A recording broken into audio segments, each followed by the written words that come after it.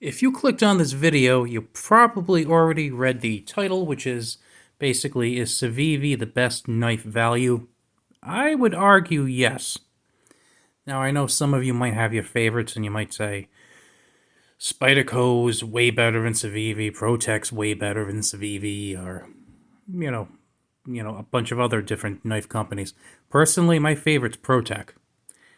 I love Protec knives. If you've been watching this station for a while, you know I've done a lot of Protec videos, and like Protec can do no wrong. With that said, while I think they make really excellent quality knives and they make some really, really fantastic custom and semi-custom knives, which I cannot afford, I don't think anyone in their right mind would call them a value brand. I think the cheapest Protec might be like 130 or 140 for, a little knife with a 2-inch blade. I'd probably say they are like, average knife price is probably north of $200, with quite a few in the 300 to 400 range. So I don't think you can call that a value brand. High quality, yeah, you betcha. Value, no, but that's not their thing. That's okay. Then you have some other brands like, let's take Gerber for example. Gerber has some very reasonably priced knives. Very reasonably priced knives. Unfortunately, some of them really aren't very good. Some of them suck. I'm looking at you, Powerframe. Just not very good knives. I have maybe about 5 or 6 Gerbers. I would say one of them is, I would say actually 2 of them are pretty good knives. They cost me maybe the $30 to $40 range, and the rest of them were either mediocre or below. I actually, when I see a knife I like, if I see that it's a Gerber, I'm kind of like, oh. Now, there are other brands that I feel are pretty good value type brands. One of them is Kershaw. I know they make a couple that are a little bit higher. But, Kershaw is a pretty good value brand.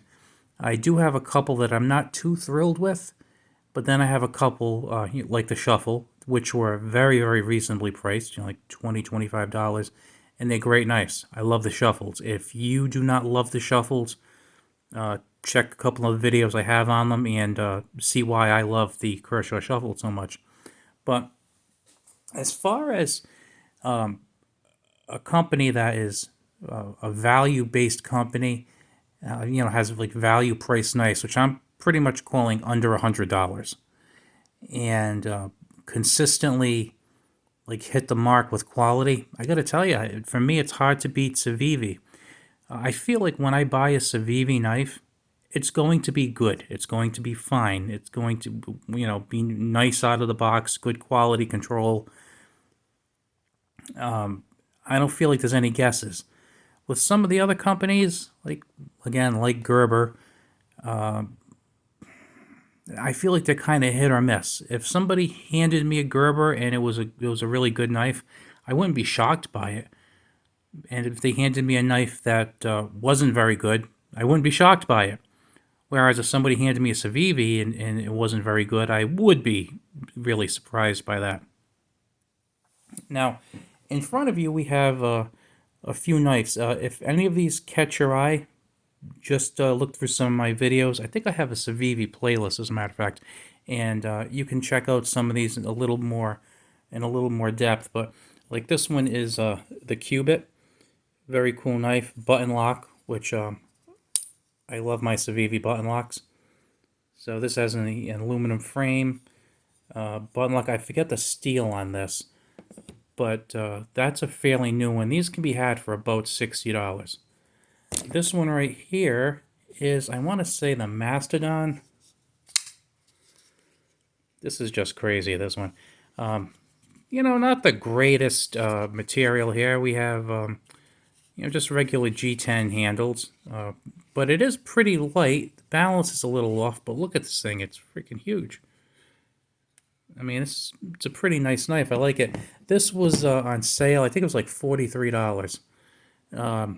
You might notice some of my blades are a little dirty. I use them. That's what they're there for. This one, shoot, I'm trying to think of the name of this one now. Maybe this is the mini Mastodon, because remember there were two of them. There was the Mastodon and the Bull Mastiff. Maybe that might be the Mastodon, and this is, I think that's the full size Mastodon, and I think this might be the mini Bull Mastiff. This one I really liked because it had the cleaver blade, the blood groove.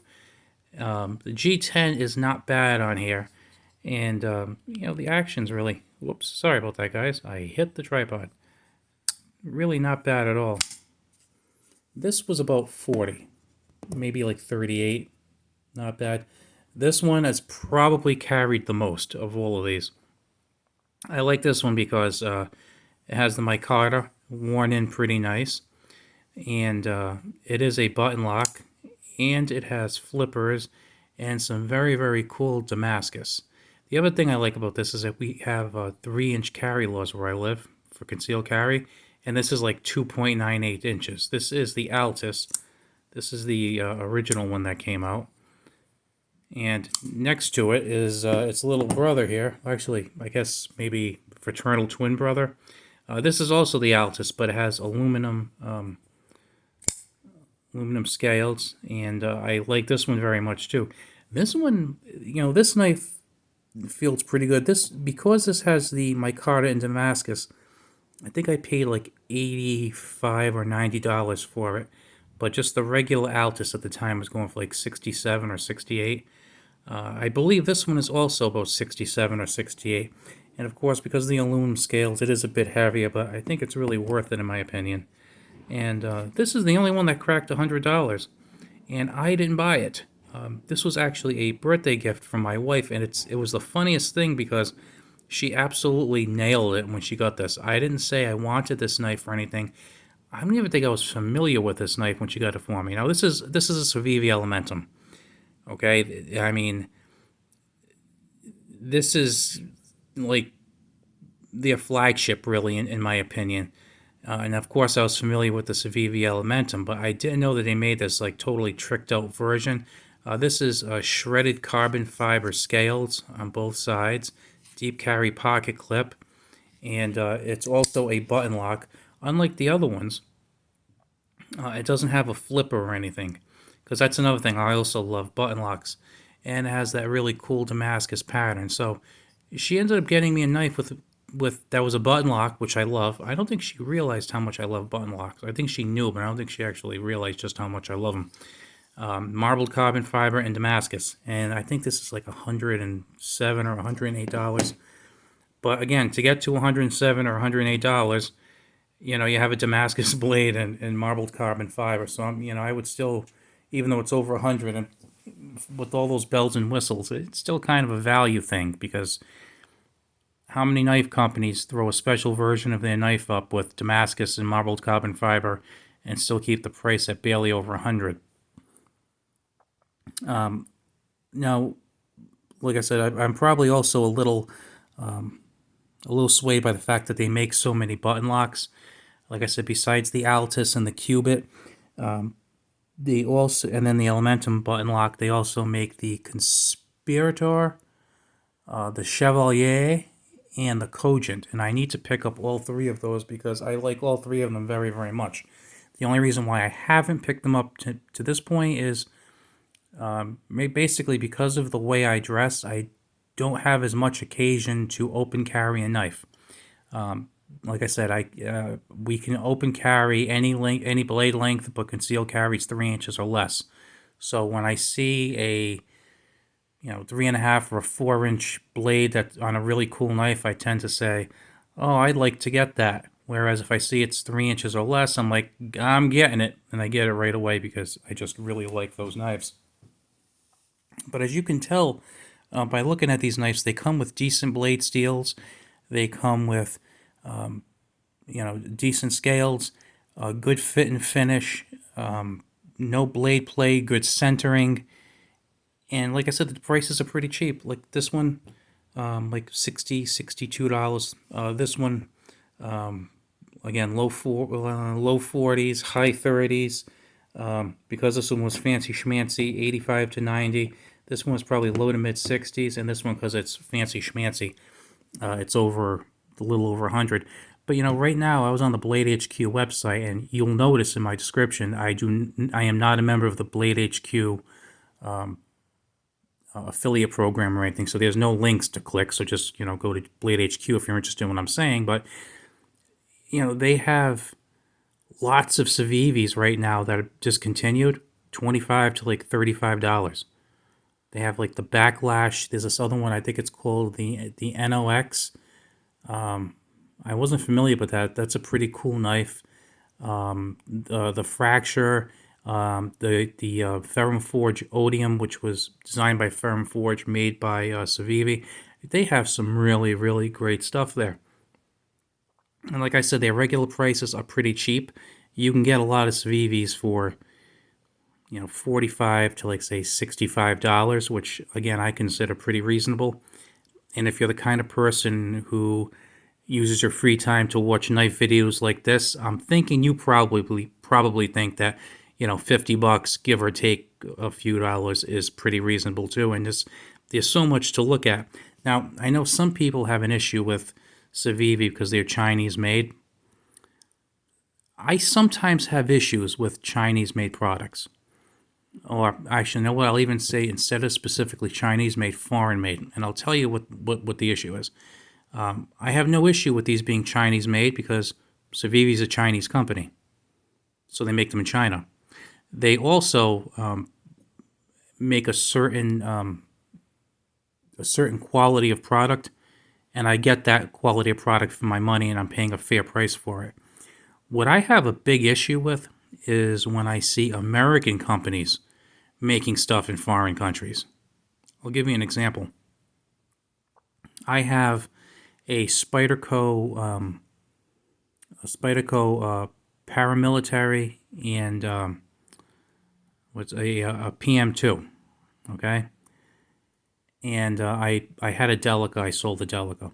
One of the reasons I sold the Delica is because, unlike the paramilitary and the PM2,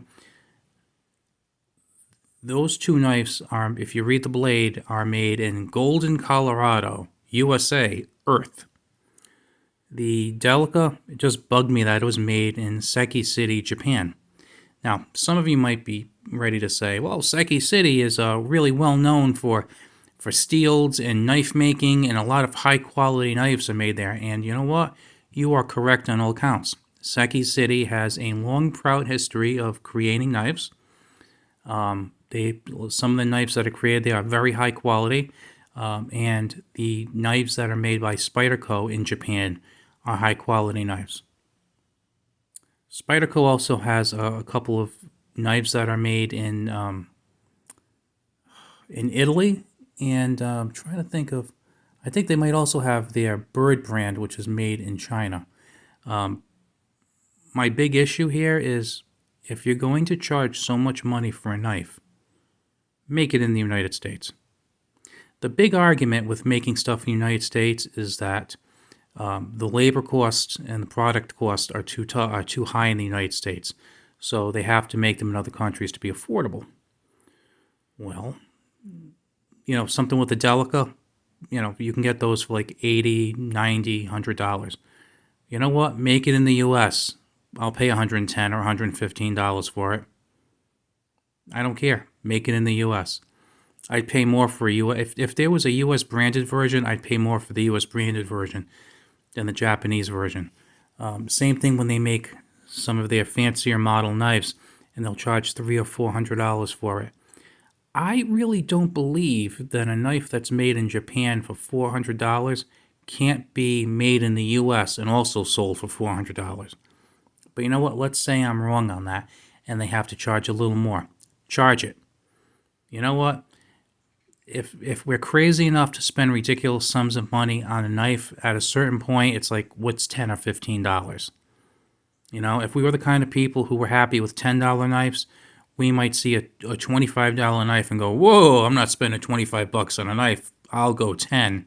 So that $15 breaks your bank. But let's face it, if you're spending $200 or $300 or $400 on a knife, $15 isn't going to dissuade you. So you know what? Just make them here. That's my big issue. ProTech, Everything is made in the United States. It's made in California. As far as I know, I believe every single part they put in them is made in the United States. So when they send blades out to get refinished or things coated or springs, whatever, everything is from the U.S. It's assembled in the U.S. It's marketed in the U.S. Totally, totally, totally U.S. You know, and then there are other companies like, let's say, Boker. I actually prefer the German-made knives.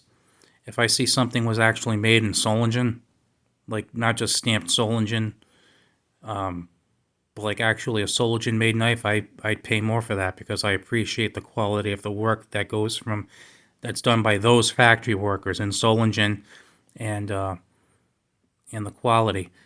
Same thing with Spyderco. I appreciate the American workers who are making those knives, and I appreciate the quality they show. Again, though, that's a U.S. company. These doesn't really bother me that these are Chinese made. Now, on the flip side, I don't have any Wii knives, and I wouldn't buy any Wii knives. As some of you probably know, Wii is kind of the parent company of Civivi. It's kind of like the fancy brand. Civivi is, well, it really was the value brand for Wii, but now it's kind of the middle of the road brand because now, if you're not aware, they also have Sencut. And if you look at Sencut knives, in a lot of ways they resemble Civivi knives, and I heard they're pretty good for the price. They kind of tend to run from like high 30s to like 50 or so dollars. Personally, I don't know, I just like the Civivi, so that's usually what I tend to opt for. So if you have not purchased Civivi knives, I would definitely look into getting one. There's so much to choose from as far as they get into fixed blades more because they really didn't have much going on for fixed blades. It's mainly folding knives, but they're starting to get into that a little bit more. And, like I said, the knives are pretty good quality. My only issue with them as far as price goes is that some of their stuff is kind of ridiculously priced. I'll give you an example. They make this carabiner called the Polymorph. I think it's pretty cool. It's got like a little 1.5 inch knife in it. It's got like a little area like you can use as a wrench and a screwdriver, and it's made out of titanium. It's pretty cool, but it's like $80. I gotta tell you, I wish they just would have made the thing out of stainless steel and maybe charged 20 for it. 'Cause it's a really cool design. I'd like one very much, but like why don't you just kind of let we make the titanium one? Maybe you can make the stainless steel and more people could buy it. But that's another complaint for another day. Anyway, I hope you enjoyed this. Hope you appreciate Civivi knives a little more if you didn't before. And like I said, if you check out Blade HQ, they're having a lot of sales on these knives. I'm actually going to check out Amazon later and see if they have similar prices on them. Normally they don't, though. I notice that Blade HQ tends to blow stuff out before everyone else. So if these do appeal to you, they had a lot of different styles for $25 to $35. So get yourself over there. I'll talk to you later.